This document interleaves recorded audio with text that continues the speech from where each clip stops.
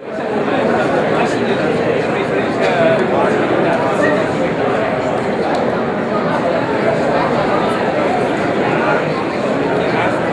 everybody ready?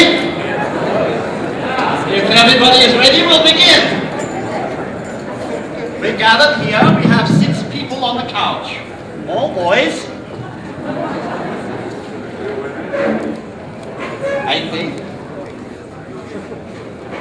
You'll be wondering why you're gathered here, my friends. You're gathered here because you have all exhibited distressing symptoms of obsessional architectural imagination. You have exhibited symptoms against architecture and symptoms for architecture. Most worrying, this bivalent predilection for obsession. You exhibited symptoms for the home and against the home. Heimlich und unheimlich. Terribly distracting and difficult. You have all exhibited symptoms of material destructivism. This exhibits mental destructivism to a clinician. If we think of these symptoms now, and we should think deeply of these symptoms, what is even more troubling, you have fought, each one of you in different ways, against the Father. This is not Oedipal architecture, but something much more deep. Because inherent in your fight against the Father, which is architecture, you have also fought against the Mother, which is home. Security, comfort, maternal, womb-like experiences are not yours. This is troubling, deeply troubling for a clinician like myself. There are, however, symptoms of hope, glimmers of hope. And we will tease them out among the 6 of you this evening. First, I have a very simple question to each of you. I want to interrogate your dreams. I want each one of you in order, starting with the one on the audience's left and my right, to tell one dream they have about architecture. Please, Thom Mayne. A dream. One of last night, the night before, or the night before that, but nothing dirty. There goes the last 2 weeks. Architecture. You dream of omnipotence? Of designing the world? Well, the last 3 dreams I've had, I couldn't possibly tell this audience. I've got 1 minute clean up. No, does anybody here, you all dream kind of actually, you think about it, you wake up in the morning, and maybe some days write them down? Because it's funny, the last, a week ago, I had a dream that was so kind of bizarre. I knew there was something that I actually got up at 4 in the morning. I had to write it down because it was so totally bizarre. But they're going to be, can you guys tell your dreams? Let me work around it because it was actually kind of fascinating. It was spatial, and it was traveling. I was escaping. It was loaded with danger. It was very Lynchian, David Lynchian, in terms of ordinary experience that starts getting extremely strange and bizarrely strange in sexual terms and just stuff. And we let go on that one. Wait a minute, should I need to be by myself.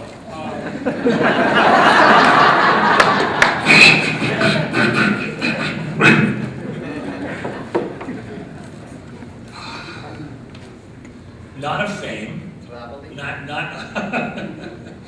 Floating? floating. Floating in space? Flying. Moving. Flying's a baby dream. No. No. Spaces are not physical. You can move. That's without- Wolf's line. Is that Wolf's line? Okay, Yeah. take it back. That's Wolf's What? line. But they're still not physical. My building has no physical plan. It has a cyclical plan. I know you.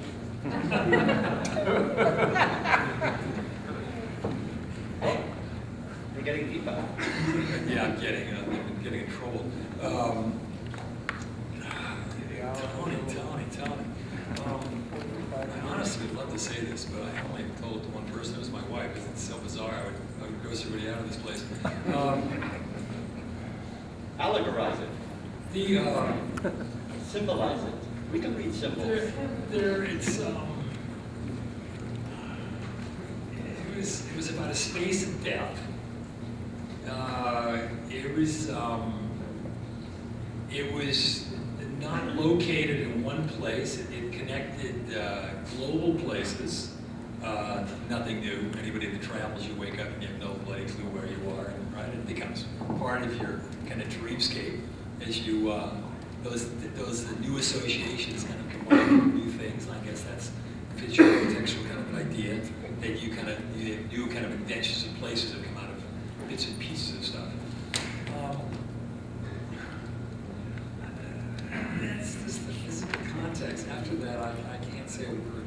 I think we need a few more sessions. Not possible. Professor Sir Peter Cook. Meine Traum.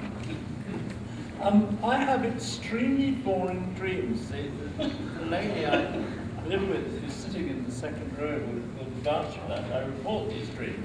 They are, I think as a child I had, I've forgotten them, but over the last years I have such boring dreams. I wake up having consciously cleaned out a cupboard. Made a shopping list for Sainsbury's.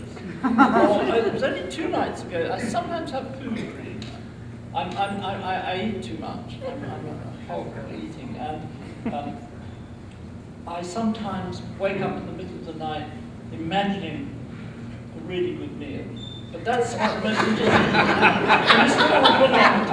But cleaning out a cupboard really is not of interest to this number of people. Oh. So I think what one has done, and it may be a clue to something, is that because my own dreams are actually rather boring, life is a dream. One has actually, if I could swing it back to LA, one dreamt of a place like LA before one ever was coming here for 41 years, quite a long time, but there was time before that time, when LA, as I hit it, appeared to satisfy many of the things that you didn't get in provincial England. So that was a kind of living dream. And then I think there's an interesting thing, if you prosaically say, look, dreams aren't that special to me, and certainly my dreams aren't that special, therefore, let's invent the idea of a dream. Now then it gets interesting. That's architecture. It can well be, and I think my dream in architecture is stuff. I think my real dream is that all stuff could be stuff, and that there's no stuff that isn't potentially architecture. Therefore, there's no dream subject matter. Well, that's because all the stuff has been cleaned out of your closet in the dream. Right, Yes. in the empty boring cupboard.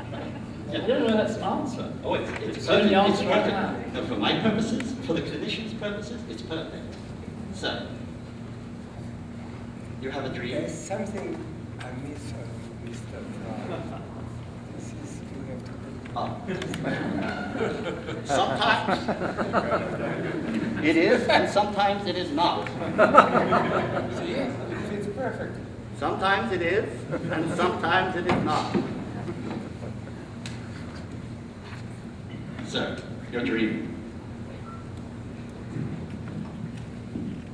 Strangely enough, I had a dream tonight, and the dream was I was floating, flying, between a lecture hall and a swimming pool.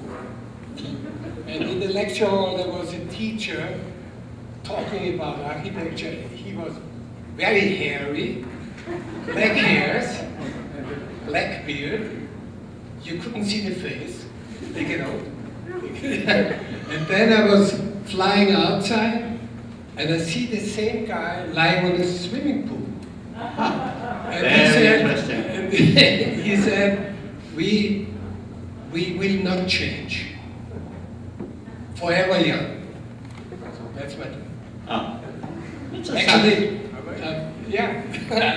And strangely enough, I saw it today, so it was not a dream, it's a kind of anticipation of reality. For many people, that slide was a revelation. No, this is architecture. You have dreams all the time, I know. I think my sense is my problem's not when I dream, it's when I'm awake. I think there's a Vienna dream that might not fit the Vienna guys, but fits me. Because you wake up in the Hilton, and I always, but I don't know that this was a dream or just a sense that you always are measured and qualified and categorized. And it's funny, I was there the other day, and I think this guy was coming to pick me up, and a bus came by. And I'm not sure whether this happened, or I imagined it happened, or I dreamt that it happened. And on the side of the bus it said Haydn. And then right behind it another bus came by. Beethoven. It said Schubert. No, yeah. And then all of a sudden I was back in LA, and the bus came by and it said Pelham 1, 2, 3. That's all I got. You don't dream. Do the Viennese dream? No, I think that it's difficult to understand the difference between dream and reality coming from Vienna. But to be honest, I have a little problem. I mean, coming here all the way from Vienna, and then Eric brings us on the couch, laying here on the couch, and a kind of my dream is maybe always, even together with Los Angeles, it's something being in Vienna, living in Vienna, freezing or whatever you do, and Los Angeles is something like the opposite. And now coming here, being on the couch, which is not really a couch, it's like an airport, is also a misunderstanding of the Freud's idea of a couch. I have to face you, and you ask me, what is the dream? So it means, what you are asking is, you want the truth. And I'm not so good in this media, so I couldn't tell you if I would have such a such. That's good enough for me. Sir. Actually, how do you call déjà vu? Déjà vu. I see déjà vu so many times. Like, I was thinking, like, I've seen this before. Like, I was It's sitting happened to you? on a coach with, like, Wolf, and then, this kind of things happens all the time to me. But only dream I know for sure it's dream is, there's one dream I always see is like a big monster like Godzilla destroying the city and crushing. I know I'm there and I'm watching that Bigfoot and trying to kind of run away. And the only way I think is not to run to go far away from it, but trying to go behind it so that that monster cannot find me. There's always tail kind of follows me. And I don't know why I see these dreams, but maybe you can tell me. Maybe the monster has it in for you. Maybe. Yeah. I want to get back to something very profound, because many of you have been displaced from Vienna to LA, from London to LA, from LA to, well, close to Vienna and to Europe. So I want to ask each of you, and this is sort of beyond the clinical and into the conversation now, since I've already done my analysis, which I will then present to the audience, but probably not to you at the end of this session. I now know exactly problems and symptoms, so that's not a problem anymore. And so I'm not going to ask you to reveal anything of your inner selves, but simply to ask each one of you how it has changed your thinking or designing about architecture to move from one place to the next. Do you feel that something has transformed you? And this is a question now for everybody, the global question. Is, are you transformed from place to place, or are you the same from place to place? Or does a place instantly take hold and transform the way in which you think? Or is, like neoliberal capital, are you just the same everywhere? So the question is, we talked about the Viennese in LA, but Tom, what about the LA in Europe? What about LA in Austria? Did you find something about your architecture that transformed you or your architecture when you got there? It's good. Just instantly, it's going to be much less the place than the connections to the people. For this group, it's going to be probably quite optimistic because we operate today globally. Everybody here works, and we all made connections since we were quite young. I was at USC in 1968, and I met this guy in Monaire, and it was just started UCLA, 68, 69, I believe. And it's not that many years later that I believe, well, of course, in this group here, I've known Eric forever and Hitoshi when he was at school. He's a student of mine. And then I met Wolf Prix. We were introduced to Zaha, and you went wandering through 3 offices ago, whatever that was, early 80s, right? And we met, and then we somehow got involved in a competition. And he was the artist. He was the artist landscape, right? And I learned that when he comes in, we did this kind of very intricate thing, and he goes right to the jugular, the most kind of intricate part of the deal, and totally fucks it up, and does his little thing in it, and we worked a little bit together. And then it gets really tangible. Wolf, if you remember, you sent us Martin Wagner, and who was some scholarship, big scholarship, where it was really amazing. They sent you an intern and they pay you. Yeah, very often. And Martin worked for me for 1 year, and out of that I was invited to lecture in Graz, and I met Guto Domenic. And then I was through that relationship, I was invited for the competition for the Hoopa Bank, and we won the competition for the Hoopa Bank. So really, I can thank Wolf Prix for getting me. It was my first big job. And Wolf, I don't know if you remember, we were discussing at that time, we couldn't talk about buildings at one point unless they had an elevator.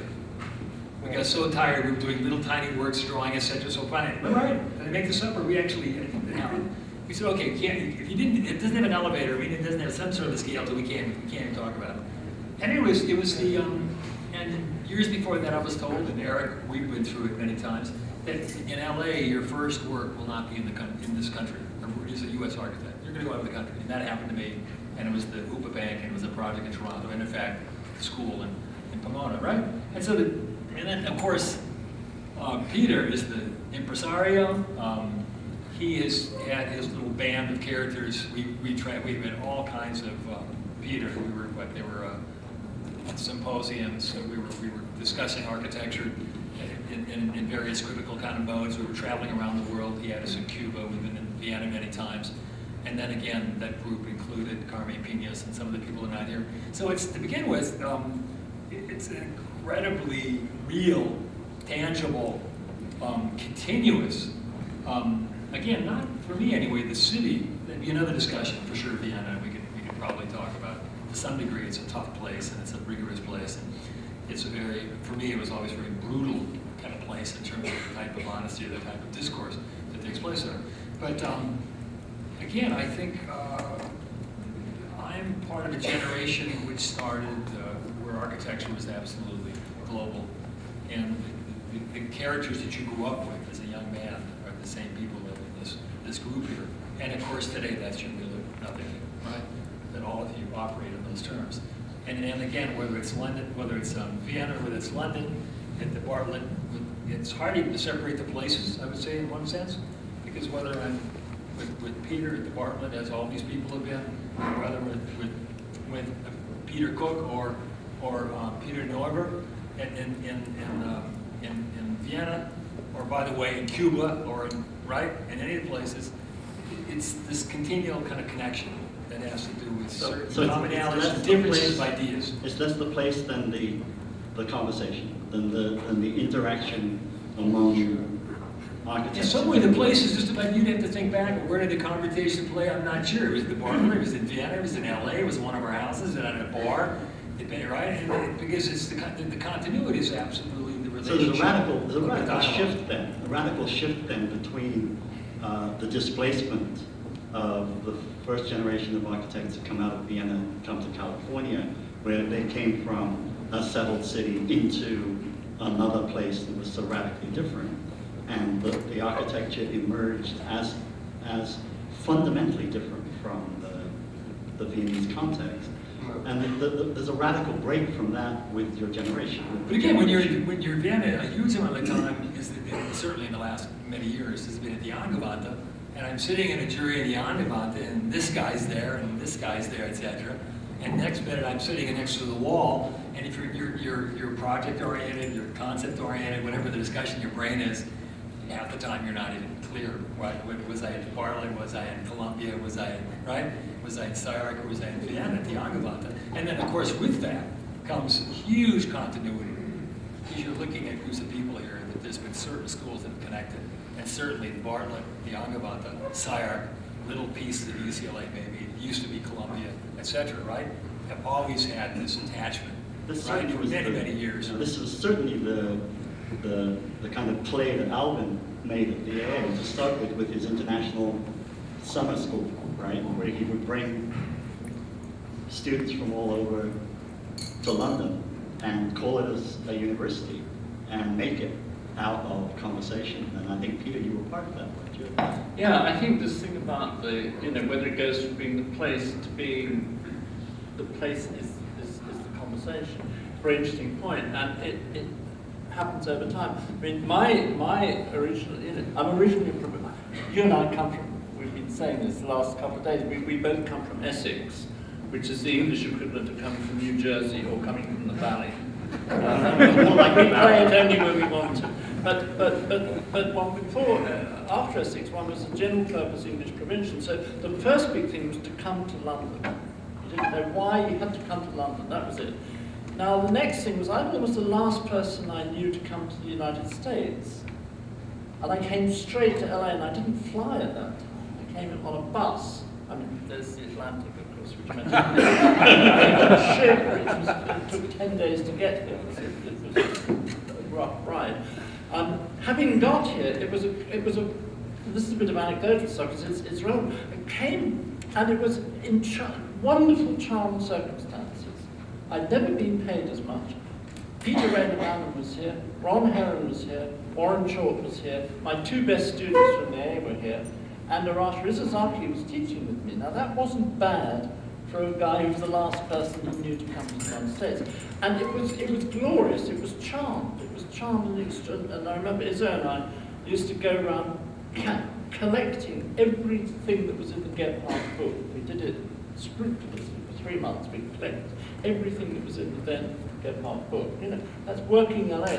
And then I didn't come back for 10.5 years. During which time, of course, I started taking airplanes. I was more cynical, I was more traveled. I'd been to interesting places, South America maybe, and Japan. And I braced myself. Ray Cappe said, come for a few days. I braced myself, it's not going to be as good. And then was then, now is now, I'm more cynical, blah, blah, blah, blah. It was better. It had got decent food and bookshops. And these guys were the guys I was talking to, rather than the old original people who talked about archigram. That was, and then I think that then it has become interesting to watch LA change, as it has become in a way more ordinary, and you and I were having a little conversation earlier today about why do they bother with downtown. I don't want to come to downtown LA. Downtown LA is sort of second-rate New York, but real LA is a 100th-rate Bournemouth, you see. In other words, it is the hills, the trees. For me, I don't like high-rises, I like shrubberies. And that's a very important part of the dream. And it's a very important part of ethics, too. Very important part of ethics. And so I think what my summary would be that on the one hand you take yourself with you, if it is useful. On the other hand, you use the differences of another place, if it is useful. On another hand, you find the things that you enjoy in another place which are better than the parallel things that you enjoy in your own place, if it is useful. In other words, and you enjoy these people because it's certainly useful. And so I think my response is extremely selfish. And the changes of phase, or the changes of structured response, whether it's just a city, group of people, memory, place, conjunction of people, it depends upon selfishness. And as LA has merged from being, the West, the first place I met Austrians in any number, which was, I think, 2 students and 2 funny faculty, was at UCLA. So that was also, the Austrian thing was built surreptitiously into this extraordinary thing about. The other thing was, because Ballum used to show his 8mm movies before he wrote the book. So one was prepared for it. Now, if you put that all together, it's a funny structure. I would again summarize by saying it depends what you want at that moment. And the trick as you get old is that you train yourself to suppress the bits that aren't useful. It's like those issues of magazines that were the ones you forget. You remember issue number 18, issue number 23, and then you say, great magazine, because you've usefully suppressed the rest. And I think that's a sort of, you do it in teaching. All those boring conversations you had with those people who you know you're going to forget the first time you give them a tutorial. It doesn't matter, because the 3 that are interesting. So I would say selfishness is very, very important in this whole business. So selfishness and repression, that's very interesting. Yeah. Yeah. Well, Wolf and I were talking earlier, and we agreed that you said, well, when you get old, we don't get old, right? We don't get old. We're forever young, right? Wolf, please, no? This is the line of Dylan. Yeah. But when I just read Get Off My Cloud, which is a very thick book, which goes from 1968 to the present. And when I read your pronouncements with Himmelblau in the 60s, right, and then the early 70s, I see you coming to California and actually realizing what you hypothesized in the 60s, starting in the 80s. When did you first come to LA? What was your first visit? Early 80s, I think. Not by chance. It's not by chance that so many Austrians are living here or lived here in LA, because there's, strangely enough, a deep connection between Vienna and LA, and this is this psychoanalytic neuroticism, but in a different way. What's +10 in Vienna, it's -10 here, and vice versa. Yeah? And the difference, you can fix the difference on two examples. Yeah? If you ask a LA guy, how are you doing? He says, very, very good. If you ask a guy in Vienna, how are you doing? He says, not so good. It could be better. So this is, in both sentences is good, but in a different way. So the reason I came here, 2 reasons. We got, strangely enough, a commission to build a house here, but didn't build it, of course. And the second and more important reason was, when I met these guys, Thom and Rotto, in their office, Thom and I was talking about drawings and things like that, and this guy said, I show you something, and what he showed me was a building of Eric Moos.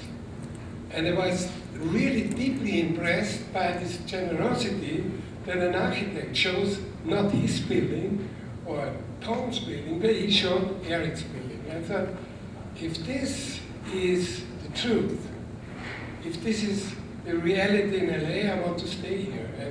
And he invited me to teach here, and this was the reason. And after 3 months, I had a great experience. I was coming with the airplane, and I saw the airport, the green, they had the artificial green grass painted on the airport, and I said, okay, back home. And I thought, this is strange that a Viennese guy flying in after 3 months only, and having his subconscious the feeling that he is at home. And there's, of course, and this is the reason I said there is a connection between LA and Vienna on the psychoanalytic surface level, yeah, that, which is very impressive. And the other thing is that I saw on SCI-Arc and in the office of these guys that they were building models. And no one in Austria did models except few students. And I thought, okay, we can learn a lot, and maybe you're right, that maybe I could see that here things were developed which we never would be able to develop, to have developed in Vienna, because of the guys here, because the city is not comfy. Yeah, but it takes very long time to get things here, very short in Vienna. Yeah, you can grab a thing in 5 minutes in Vienna. Here it takes 2 hours, so the day is over before it starts. So it's not comfy to live here for a Viennese guy, but because of the friendship and the community here, and because of the resources you can find if you look closer, it's a dynamic impact. And maybe, therefore, Himmelblau is that what is Himmelblau now. Because of these reasons, it's very interesting in a psychological way, because the writers and the movie makers and all the things, they are really acting the same like in Vienna, but differently. I've often thought that there was something about the fact that in LA you start with the house, either a small addition or the house, and then you have to do a lot of houses before you get to the next scale. And the model, right, is somehow the way in which the kind of psychic structure of a house is very for an architect. But somehow around the house, and I see this with Schindler and with Neutra, that the house is the core of the architectural experiment, and then out of that comes, different scales. But I think that the idea of the model is very, you're right, it's very strong here. Eric, you've been piecing together a part of the city, Culver City, for a long time. Right? When you go to Vienna, which is another kind of city altogether, right?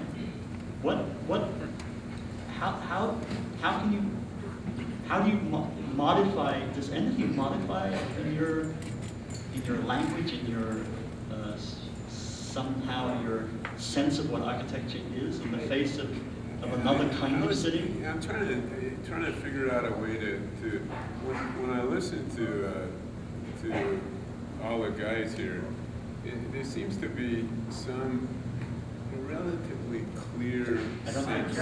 Relatively, hello? Don't turn it off.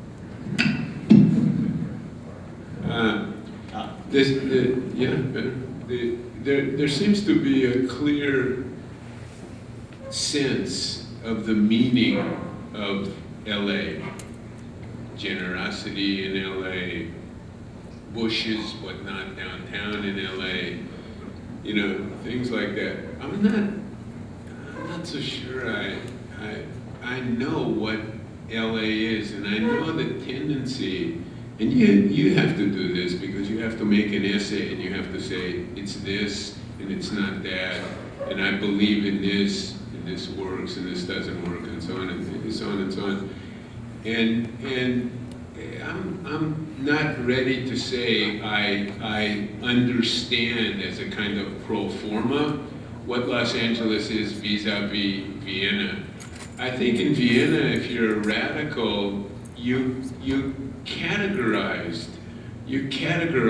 as a radical, and they have to balance you off in a way against some conservative piece of the city. I remember the first time I went to see Wolf's The Rooftop, and I always wondered, you know, and this is, I think they got away with it by claiming it was an art piece or something. It for sure as hell wasn't a building, or they couldn't have done it. But it got a lot of its meaning as a juxtaposition against something else that preceded it and was a kind of enemy in a way.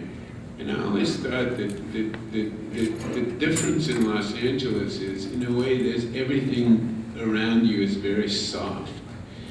And maybe this is a dream quality too. If you walk down the street and you punch the wall of the building in LA, your arm goes right through, like C.S. Lewis. Somebody was talking about it, right out the back of the closet. You know, it's gone. But you punch something in Vienna, and you probably break your, you know. So that means that you have to make the background and the foreground. I mean, I wonder what the rooftop project would be in LA as opposed to Vienna. So the meaning of projects like that project, I think, has everything to do with where it is.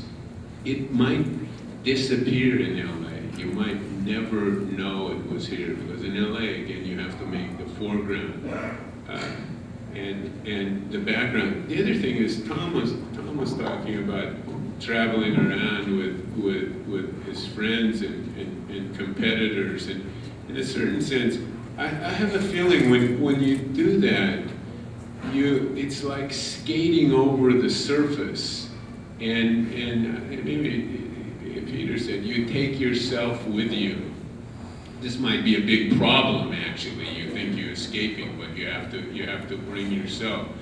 And when you look at the kinds of things that, for example, are happening in East Asia, where many architects bring themselves and plop themselves down, and you wonder if what really are the meanings of those places that are unavailable and actually not topics and not areas of interest, because the meanings that the architects assign to those places are meanings that they've grown up with and worked with, and linguistics and form language and point of view. And whether anybody is really receptive to the prospect that it could be something entirely different, and as opposed to it has to be this because now I've learned in 60 years, I know how to do it. And I think there's the other side to that is maybe you don't know.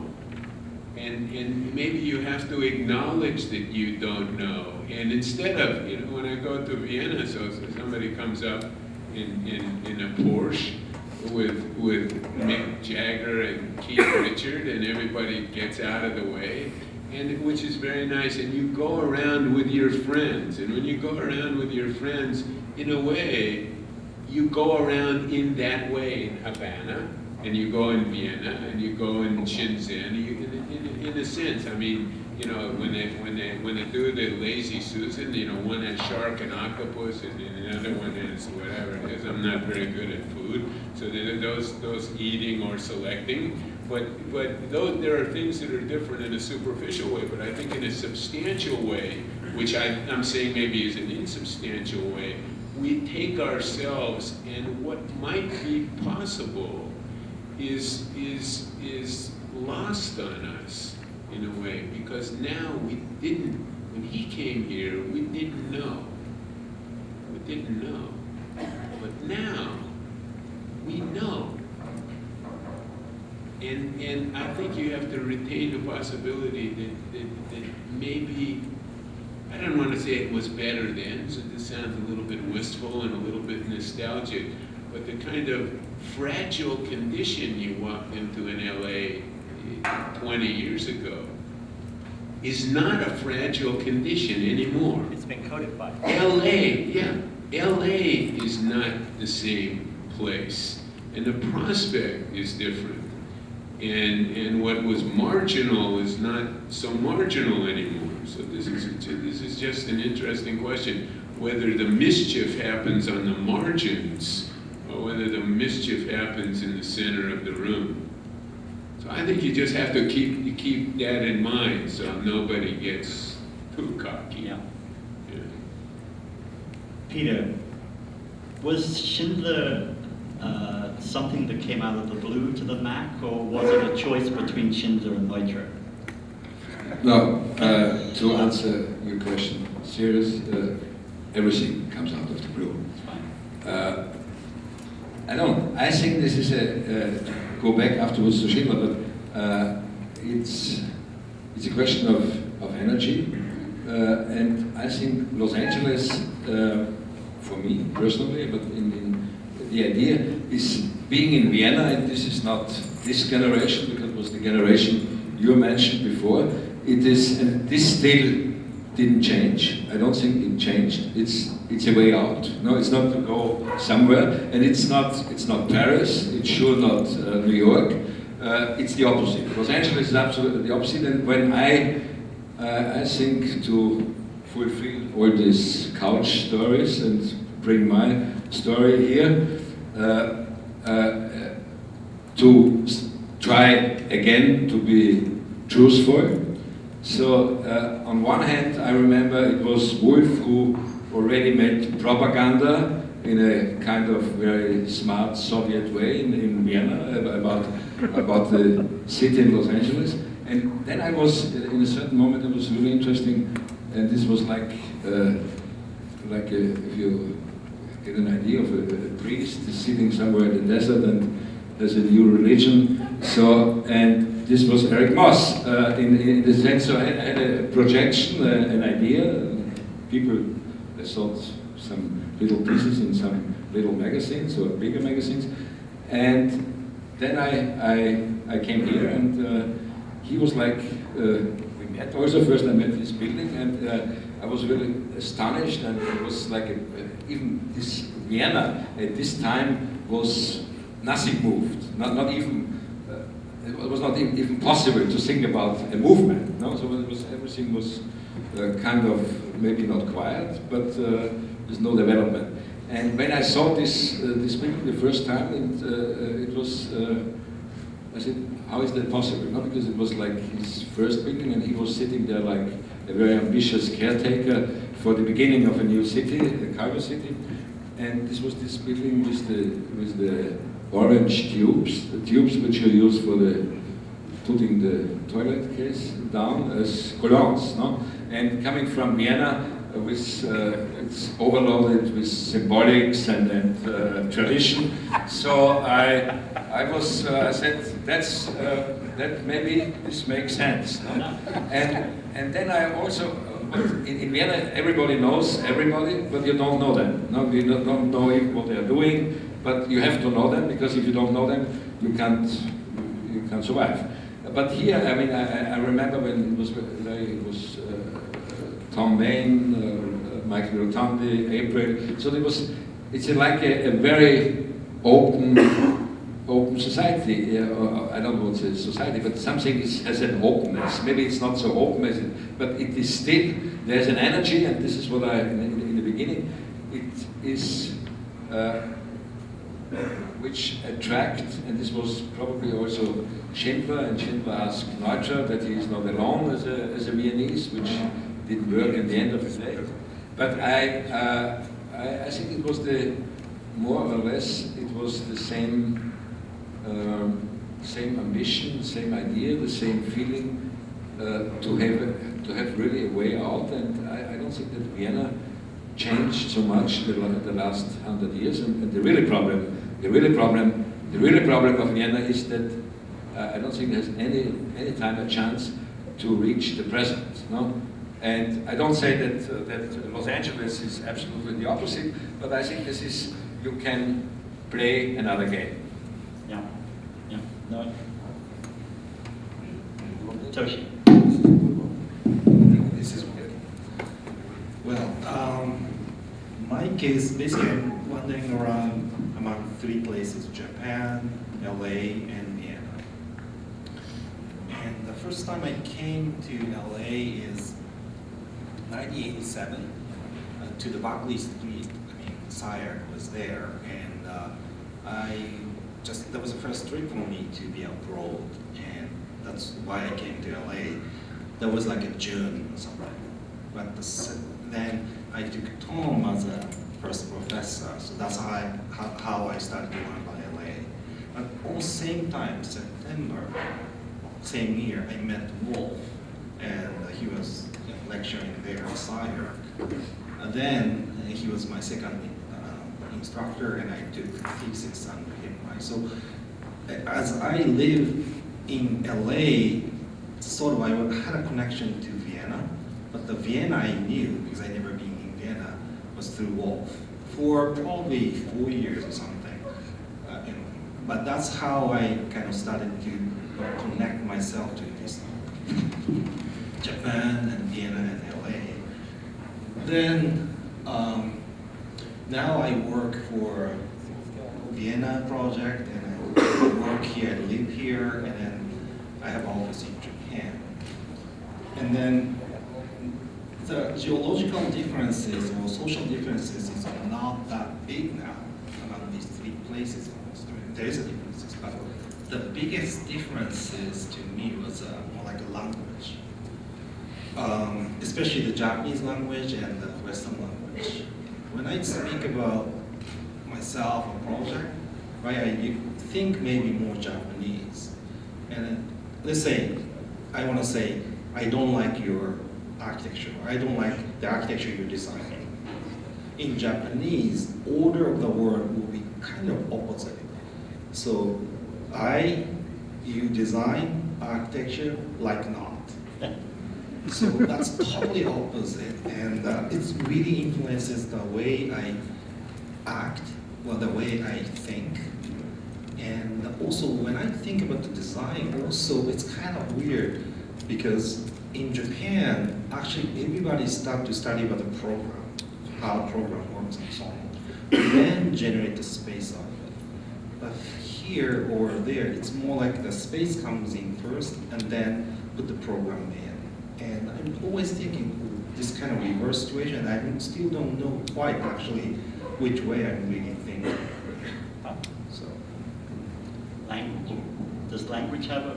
But the German also reverses as and has its subject at the end. There's a complete word disorder in language.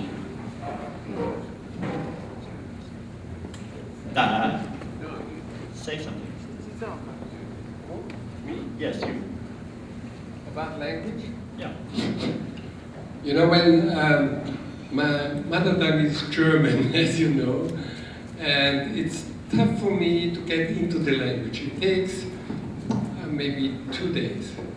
And I prove, the way I prove that I'm in the language or not is I'm calling Thom Mayne.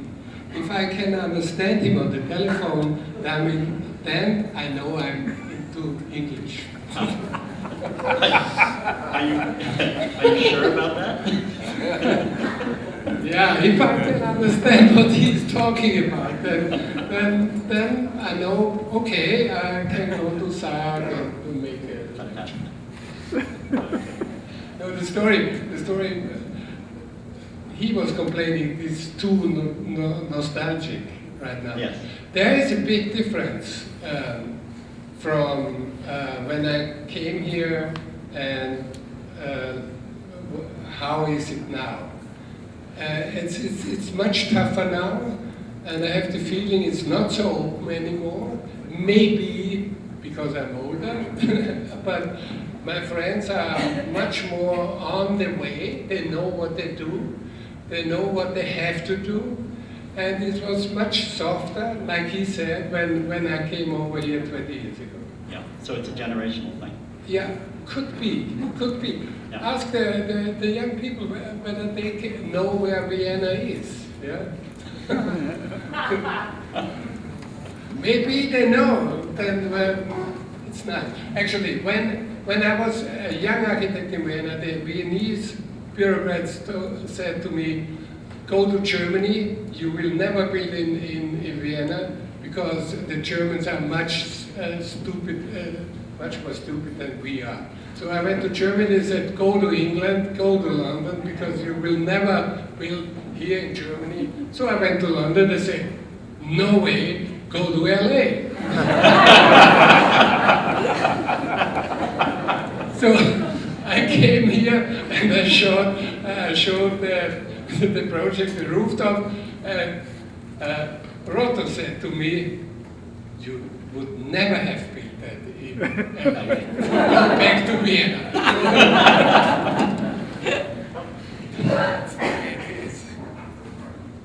I want each of you to think of a question that you would like to ask one of the others. That we didn't ask today. You haven't asked, you've spoken, but you haven't Practicing on Tuesday. You haven't asked the This question. morning. What don't we know? What do you really want? What do you really want to know about the friends that you think you know, and that you don't know? That could be said in public.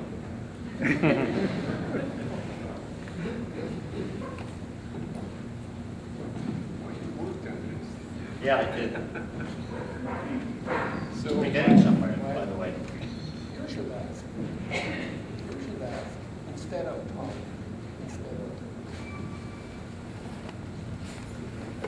What does Mr. Fry think about the question of? Yeah, that's a good idea. Is utopia possible? Say again? Is utopia possible? And if not, why not?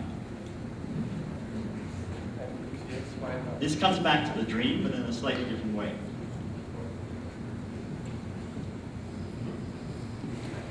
Archigram was utopian. I was going to ask, actually, I'm still hanging on to your previous That's good. formula, which was I was going to ask Hitoshi, who I know less than some of the other people on the panel, what he perceives to be the difference between the European way of looking at things and the American, speaking as a Japanese, because we're supposed to be talking about Vienna, which we hadn't actually talked about very much yet. We're being very LA. And yet, he's precipitated into a Viennese situation, communicating in English. We're sitting in LA. We are massaging this connection between LA and Vienna, which I think personally is extremely different. But I wonder how he sees this whole, and the conversations being held in various forms of English. And I say this particularly because I find that there's, and I hope I'm not opening a sore here, there's a tremendous difference of way of thinking between the Americans and the English, because we speak 99.3% the same language. You know the thinking is different.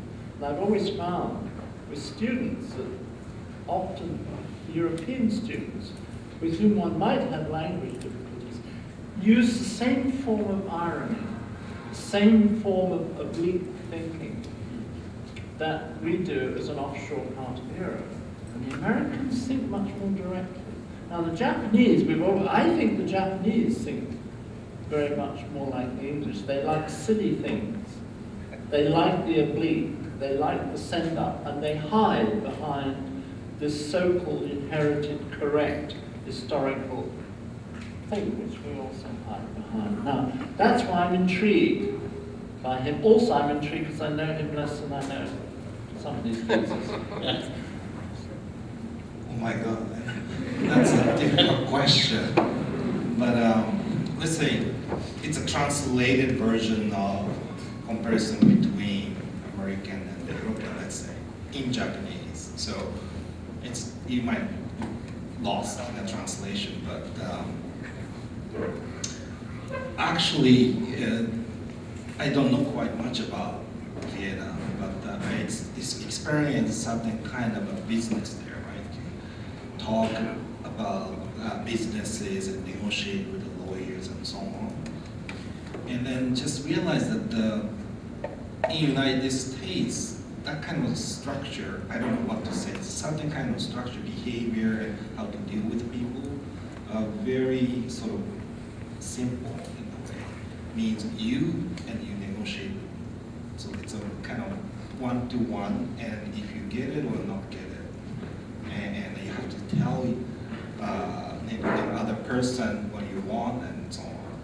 But in Vienna, there's a hidden structure so that you are actually not dealing with that person in front of you, but there is a kind of a group that you have to deal with to get the wrong answer. So you don't say exactly directly to that person, but you have to sort of read that invisible structure behind. That's why the Viennese invented the unconscious. Yeah, maybe that, you call it unconscious or whatever, but that kind of invisible structure does exist, and it does help actually sometimes avoid the problem. But if you flip it, it will become as also the safety net or the restriction down, so you cannot go beyond certain point. And that existence is something I saw in Vienna in this negotiation, but and in Japan? How in Japan, there is something similar as exists too. So, this is something I thought it's really, really different and also changes the way you communicate with people. But as a friend and so on, that's a different story. But in a society, there's something like that. Which is very different, this guy, than it's seen in another place, like Los Angeles, is seeing and understanding the same thing. And I've often thought, at least in talking to Peter and talking to Wolf, that we understood things that had nothing to do with what we were talking about. And actually talking about those things didn't really help.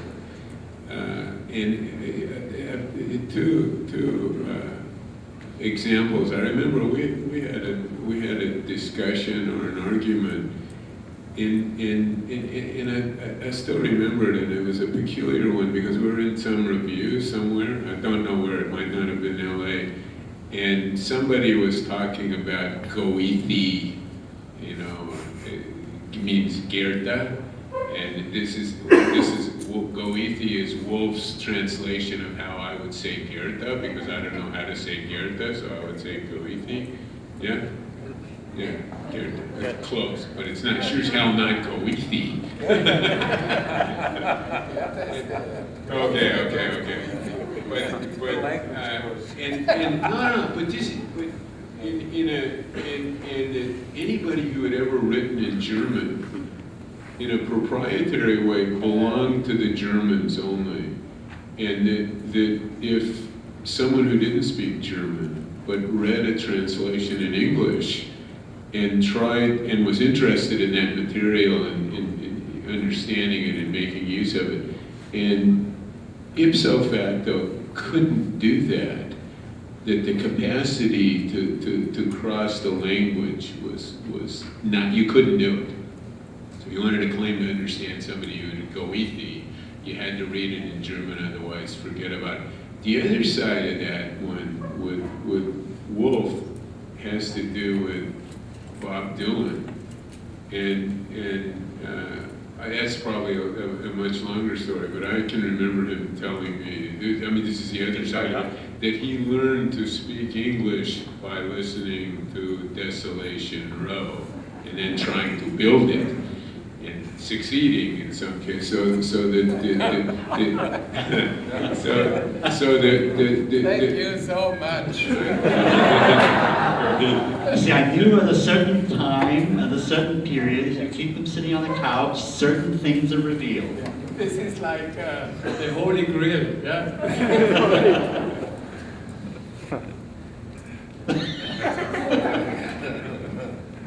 So we're nearly at the end I of have this. Yes. one really Freudian story. And this is a very personal Freudian story. This is Take the micro. also, the real Freudian story. My father was an architect and he got a commission to do a house in Chicago. This was 1938. And he made his drawing and everything was ready. The ship, the card, the ticket for the ship was bought. And then Hitler came to Austria and he couldn't leave the country. So the real story why I'm here is because I have to fulfill my father's wish. This is very Freudian. So I did it. Just like I built pushing the something here so I can leave. So you have Thank you very much. Chicago. Yeah, no, it was not fixed. So this is the real story. And to tell the truth, he is the only guy whom I can make understandable what Dylan is talking about.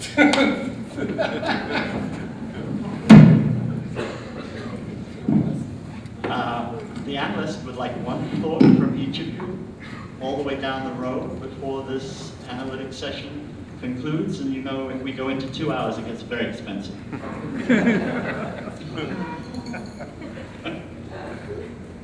So one thought. You know, it's, with all the discussion of LA and Vienna, I would say it's really placeless, finally. The specifics, of course, connect to our cultures. And some of the specifics, well, but even that's complicated because we're somewhat peripatetic, depending on who you're talking about here. Born in Connecticut, raised in Indiana, lived in LA. Anyway, again, the place seems to be not the major concern. And I was listening to Eric when he talked about the relationship of Wolf with innovation, provocation in Vienna versus here, which you might say is the norm. Well, but then Wolf shows up and it's not the norm, but it is the norm in certain terms, depending how you want to talk about it.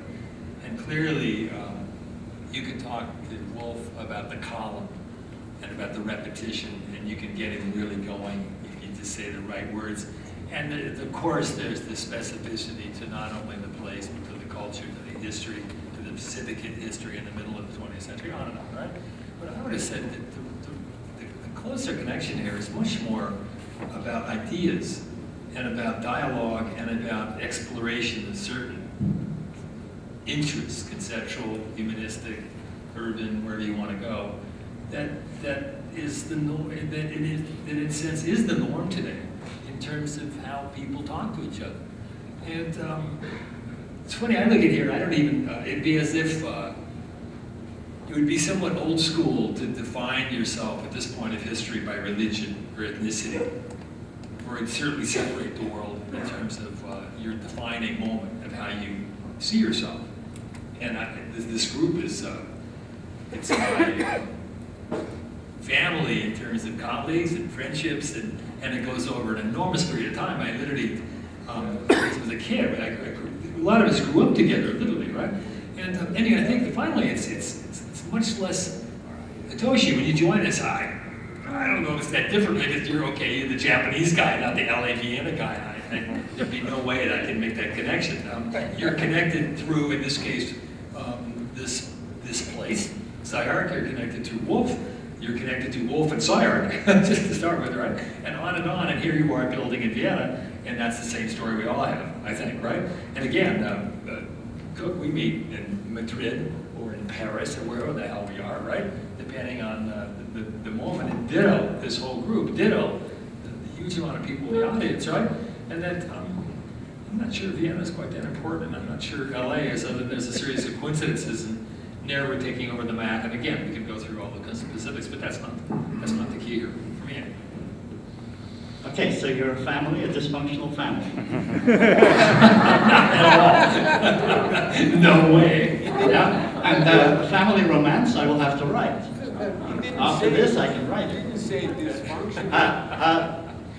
I am not a practicing psychoanalyst. If there is a psychoanalyst in the audience, I forgive, please, because I know nothing about psychoanalysis. But in any case, Peter.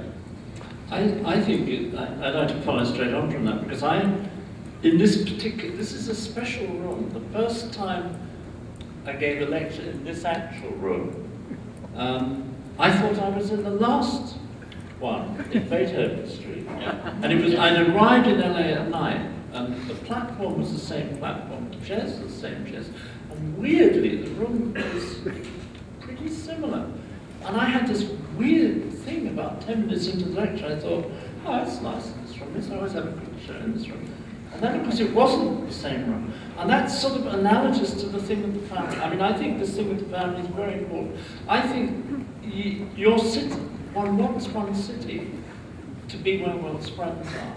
Now, the friends might be shrubs, or they might be people, or they might be a meal, or they might be one's favorite person. I think I have more friends in this room, seriously, than in most rooms I come to in this sort of situation. And I can't think of many places, and I'm not being sort of cloying here, I think there are not many places where we would actually sit on couches, or even be asked to sit on couches, or the couches, there'd be a lot of worry about the arrangement of the couches. There'd be a lot of worry about an Englishman brought in from New York pretending to be a Viennese psychologist. The great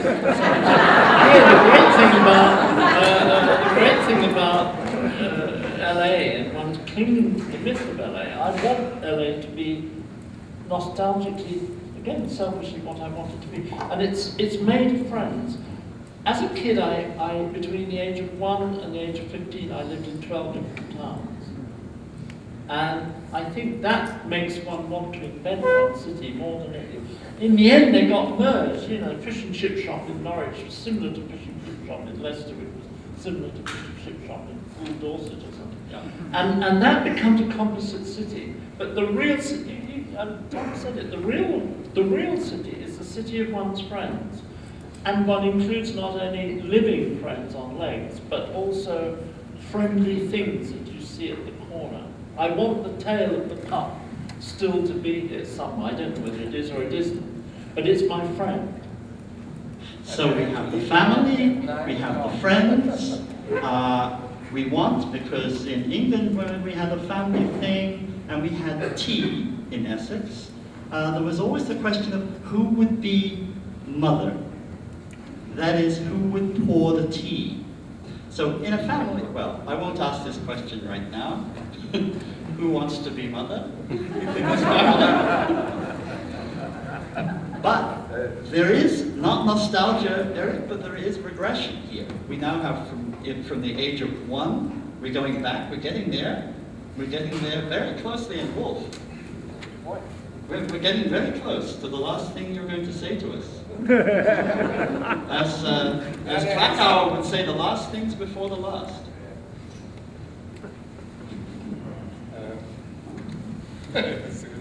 He's regressing terribly. See, when they curl up on the couch, they... Okay, the last word. This is it. Yes, I received your letter yesterday. The door broke.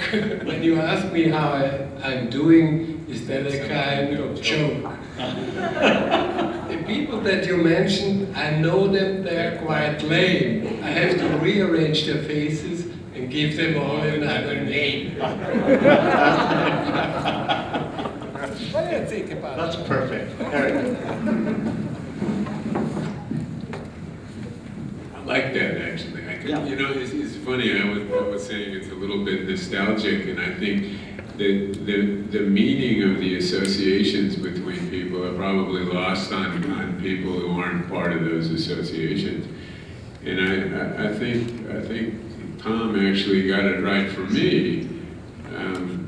To some extent, I'm always a little bit off and a little bit lost in a way in trying to course correct.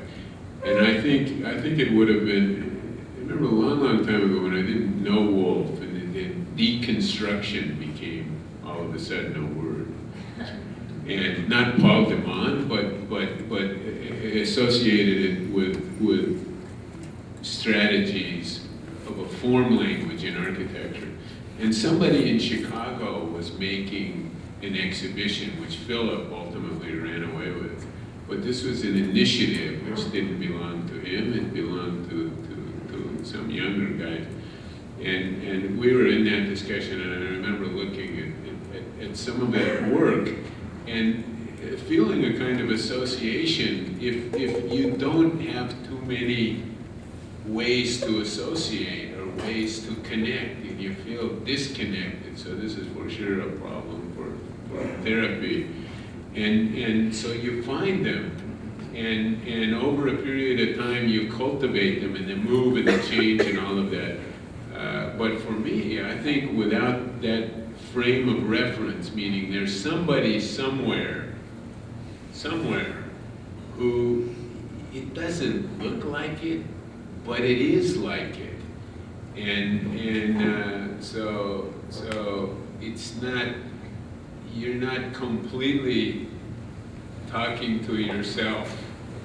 And this is in a way very reassuring, especially in a time when you can't admit to it, but you need to be reassured. Is anybody listening? Yeah, actually. 3, 4, 5, 6 people. So this is enough. Ah, that's very revealing. You have one thing to say?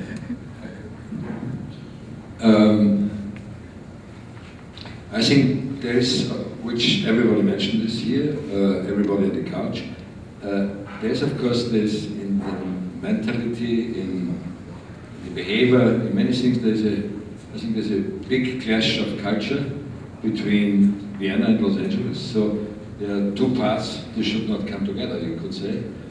And this is also what Eric mentioned now, that on the other hand, I think there was built up a relation, and like Wolf did a lot from Vienna to bring people from here to Vienna. So this is, it was maybe his part, I wouldn't say sank, but that experience he got here, then he would turn in the other direction. So I think these two, even when we spoke, the difference of language, so I see the difference is it's more than the language, because it's a different in mentality. And like in Austrian, they don't speak on one layer, they have 5 layers and speak at the same time, and so you only can be totally confused. And I think what's going on here, it's a little bit with all you're sitting in this room, it's not about 2 cities, Los Angeles and Vienna. It's a kind of building eine dritte Stadt, it's a third city in the sense, which is beyond the architecture. I think this is also the spirit. Here it's possible to have this exchange, and I can also see it in the program. We are doing like this residency program with artists and architects. They're not only coming from Vienna, but I think that in the end of the day, it has a certain quality. No? Yeah. And Hitoshi. Yeah, I kind of agree. So the Vienna and LA will never be the same, right? Although the era of globalization and there's let's say physical similarity and that, but still there's a differences, and like Peter said, the differences will be more sort of, let's say, not the physical aspect of the city, but more like the behavior of the city, including how people act and how city can evolve and how politics is going on. And that kind of difference is quite interesting. It's more like different waves in the ocean. I'm really curious to see how this kind of new differences emerges. Yeah, and I think that's what Eric is about. It's not about what it has been, which is also very strong, but what it will be. And I guess there are two things that I want to say. I feel very much part of this family. I feel great coming back to SCI-Arc. I've always felt from the first time I came to SCI-Arc, from your invitation, Michael, that I was at home, right, in this dysfunctional family.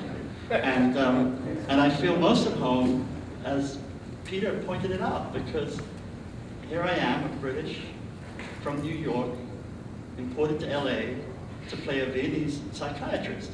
So what I'm really saying is I love SCI-Arc because it's in SCI-Arc that I can be myself. And I want to thank all of you for being in such difficult positions and saying such interesting things. And I think the next time, one other of you ought to be the psychiatrist and I should be on the couch. Because now I feel deeply in need of analysis. Thank you very much.